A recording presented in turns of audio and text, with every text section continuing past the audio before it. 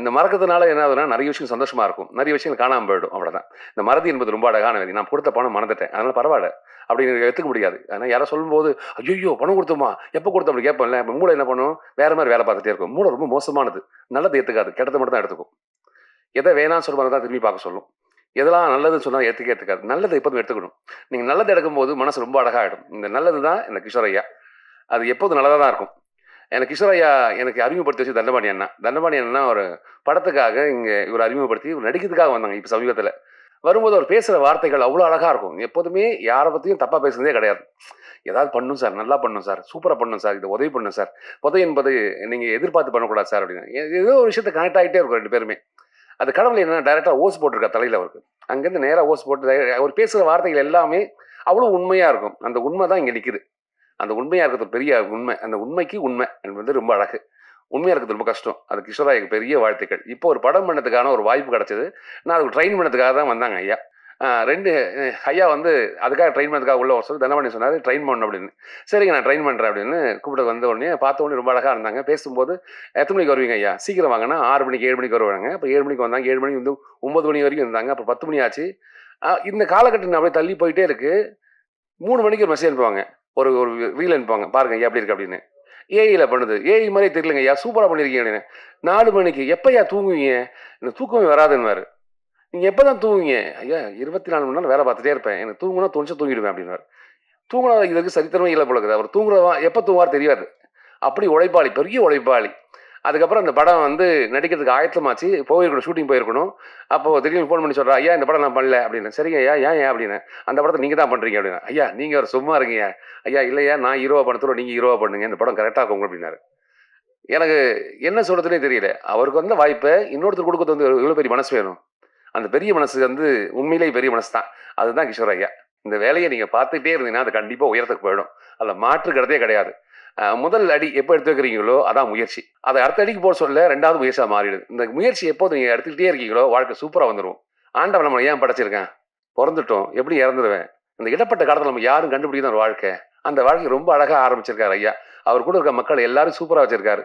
தனக்கு மட்டும் வாழ்க்கையே கிடையாது, நமக்கான வாழ்க்கை. இந்த உறவுகள் எல்லாமே தொப்புள் கொடியில் பிரிஞ்சவங்க தான் நம்ம எல்லாருமே. ஏன் தொப்புள் கொடி உங்ககிட்ட இருக்கும், இந்த தொப்புள் கொடி அங்கே இருக்கும், எல்லாரும் ஒரு தொப்புள் கொடி தான். அதுலேருந்து பிரிஞ்சு வந்தது தான் நம்ம எல்லாருமே. இதெல்லாம் ஒன்றா சேரும்போது இது பெரிய விஷயமே கிடையாது. யுவர் பேக்கர்ஸ் ஓடிடின்னு சொன்னாவே அது வந்து ஒரு பண முதலைகளுடைய கோட்டை. அந்த கோட்டைக்குள்ளே வந்திருக்கீங்களே, இது தனியாக இருக்கும்போது கேட்கணும்னு நினச்சது தான். பட் அது எல்லாத்தையுமே சார் உடைச்சிட்டு போயிட்டார். அமேசானோ நெட்ஃப்ளிக்ஸோ சாதாரணமாக வரல. அவங்க போட்டுக்க இன்வெஸ்ட்மெண்ட்லாம் நம்மளால் சினிமாவில் நினச்சி கூட பார்க்க முடியாத இன்வெஸ்ட்மெண்ட் வேர்ல்டு வைடு. இப்போ விளையாட்டுக்கு இலங்கை போயிட்டோம்னா சில ஓடிடிஸ் இருக்காது. அங்கே வந்து நெட்ஃப்ளிக்ஸ் இருக்கும், அமேசான் இருக்கும். இன்னொரு கண்ட்ரி செசல்ஸ் போயிருந்தேன் நான். அங்கே போனோம்னா அங்கே நெட்ஃப்ளிக்ஸ் இருக்குது, அமேசான் இருக்குது. அந்த ஊருக்கு சினிமாவே கிடையாது. அவன் அதை சுற்றி என்ன சினிமா இருக்கோ அதை இங்கே தூக்கி வச்சுருக்கிறான். ஸோ உலகம் முழுவதும் அவன் சினிமா பண்ணிகிட்டு இருக்கிறான். அவன் தமிழ்நாட்டிலையும் சினிமா பண்ணுறான். அவன் தமிழ்நாட்டில் சினிமா பண்ணுறதுக்கு ஒரு ஓடிடி பண்ண முடியுமா? அதை ஒருத்தவங்க பண்ணும்போது நம்ம இப்போ வாழ்த்தலாம், ஆனால் பயமுறுத்தக்கூடாது. ஆனால் நம்ம பேசுறது எல்லாமே அவங்களுக்கு பயமாக தான் இருக்கும். ஏன்னா அது உண்மை. நம்ம பேசுறது உண்மைங்கிறப்போ உங்களுக்கு அது பயமாக தான் இருக்கும். ஏன்னா ஒரு 2 படம் பண்ணோம், நாக்கெல்லாம் இங்கே வரைக்கும் வந்துருச்சு 2 படத்துக்கு. ஆமாம். ஸோ டைரக்டர் தான், ப்ரொடக்ஷன் கூட கிடையாது. அப்போ அந்த ப்ரொடியூசர்ஸ் என்ன ஆயிருப்பாங்கன்னு நினைக்கும் போது தான் நமக்கு பக்குன்னு இருக்குது. ஏன்னா நம்ம ஊர்லேருந்து இயக்குநர்களோ நடிகரோ நாங்களாம் ஓடி வந்துடுறோம். எங்களுக்கு பெரிய அடிப்படை கிடையாது, பெரிய சொத்து கிடையாது. இங்கே வந்து எங்களுக்கு லட்சங்களே போதுமானதாக இருக்கும். அப்போ எங்களுக்கு ஒரு 5 லட்சம் 10 லட்சம் 20 லட்சம்னு சூப்பர்னு வந்துடுறோம். 2 கோடி 3 கோடிங்கிறப்போ நான் டைரக்டரு 2 கோடி நான் பார்த்தது இல்லைன்னு வச்சுக்கோங்களேன். அதுக்கு முன்னாடி நான் 10க்கு 10 ரூமில் இருந்திருப்பேன்.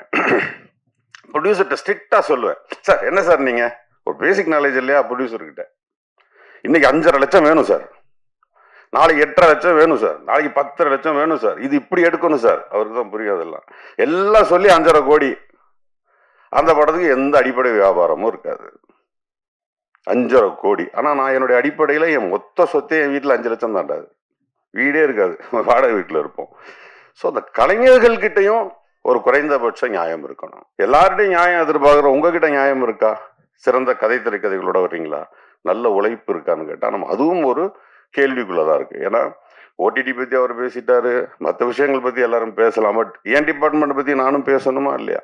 ஸோ அவனை இழுத்து விட்டுட்டு அவனுக்கு 2.5 லட்சம் 3 கோடி 4 கோடின்னு சொல்லிட்டு 6 கோடி 7 கோடி 8 கோடின்னு இழுத்து விட்டுட்டு கடைசியாக அந்த திரைப்படம் ஒரு இடத்துல போய் நின்றும். ஏன்னா அதுக்கு ஒரு பேசிக் வியாபாரம் இருக்கும். இப்போ அவங்க சொன்னாங்க நெட்ஃப்ளிக்ஸாக இருக்கட்டும் அமேசானாக இருக்கட்டும் அதில் படம் போட்டதுனால மட்டும் படத்தை பார்த்துருவாங்களான்னு கேட்டால் இல்லை. ஏன் நெட்ஃப்ளிக்ஸை நீங்கள் திறந்தீங்கன்னா எத்தனையோ லட்சம் படங்கள் இருக்குது. நம்ம எல்லாருமே அதை நம்ம வாங்கியிருக்கிறோம், விலை கொடுத்து வாங்கியிருக்கிறோம். எல்லா படத்தையுமே பார்த்துட்டோம். பார்க்கறது இல்லை, நம்ம படத்தை செலக்ட் பண்ணுறோம். அமேசான் சில லட்சக்கணக்கான படங்கள் இருக்கு, செலக்ட் பண்ணுறோம். ஹாட்ஸ்டாரில் லட்சக்கணக்கான படங்கள் இருக்கு, செலக்ட் பண்ணுறோம். ஓப்பனாக சொன்னால் அதில் இருக்கிறதுல 10 விழுக்காடு திரைப்படம் கூட நம்ம பார்க்கறது இல்லை. அதை நம்ம வருஷத்துக்கு காசை குட்டி வாங்கி வச்சிருக்கிறோம். அப்போ சினிமா எதை நோக்கி இருக்குது? எனக்கு இந்த மாதிரியான சூழல்ல இந்த மாதிரியான படங்கள் வேணும்னு இப்போ மனுஷன் நினைக்கும் போது அதுக்கு சில படங்கள் தான் வருது. நம்ம சில படங்கள் தான் எடுக்கிறோம். சில நேரங்களில் காலமும் சூழ்நிலையும் திரைப்படங்களை தீர்மானிக்குது. அந்த மாதிரி காலத்துக்கும் சூழ்நிலைக்கும் சில திரைப்படங்கள் கடைசியாக பார்த்தீங்கன்னா பாருங்க, இப்போ ரைட்டர்ஸ் நாங்களாம் உட்காந்து எழுதுறோம், திரைக்கதை எழுதும் பொழுது ஏப்பா ரெஃபரன்ஸ்க்கு ஒரு படம் வேணும்னு எப்போ தேர்னாலும் அது ஓடிடியில் இருக்கிறது இல்லை, அது எல்லாம் யூடியூப்ல இருக்கு. பெரும்பான்மையான நல்ல திரைப்படங்கள் ஓடிடியில இல்ல, யூடியூப்ஸ்ல இருக்கு. அது என்ன வியாபாரம்? அது என்ன சினிமா? என்ன அப்ப சரியான பாதையில போயிட்டு இருக்குதா? என்ன சினிமா மட்டும் ஒரு சாபம். அது சரியான பாதையில போறதும் இல்லை, போக விடுறதும் இல்லை. அது போகும் போகாது, போகவும் விட மாட்டாங்க. திடீர்னு இந்த பக்கம் போயிட்டு லெஃப்ட்ல இழுத்துட்டு போயிடும், திடீர்னு இந்த பக்கம் போயிட்டு ரைட்ல இழுத்துட்டு போயிடும். அது என்னன்னே தெரியல. அப்படி ஒரு விதி மாதிரி இருக்குது நம்முடைய சினிமா. இப்போ ஓடிடினா என்ன அப்படின்னா, இன்னைக்கு ஷார்ட்ஸ் பார்த்த மக்களுக்கு வந்து 10 செகண்ட் 15 செகண்ட் 1.5 மினிட்ஸ்ல பார்த்து பழக்கப்பட்ட மக்களுக்கு திரைப்படமே அந்த ஸ்பீடில் கேட்குறோம். குறைஞ்சபட்சம் ரொம்ப அந்த காலத்துல எம்கேடி தியாகராஜ ஸ்பீட்ல இருக்க எஸ்ஜே சூர்யாவே இன்னைக்கு அவ்வளவு தூரம் போயிடுச்சு. அப்போ how do you make a film அப்படின்னா அந்த 1.5 மினிட்ஸ் கேப்சூல்ல ஃபாஸ்டா போ. ஜார்ஜ் லூக்கஸ் நடிகர்களுக்கு எப்பவுமே சொல்லுவார் ஃபாஸ்டர் லவுடர்னு, ஃபாஸ்டர் லவுடர்னு.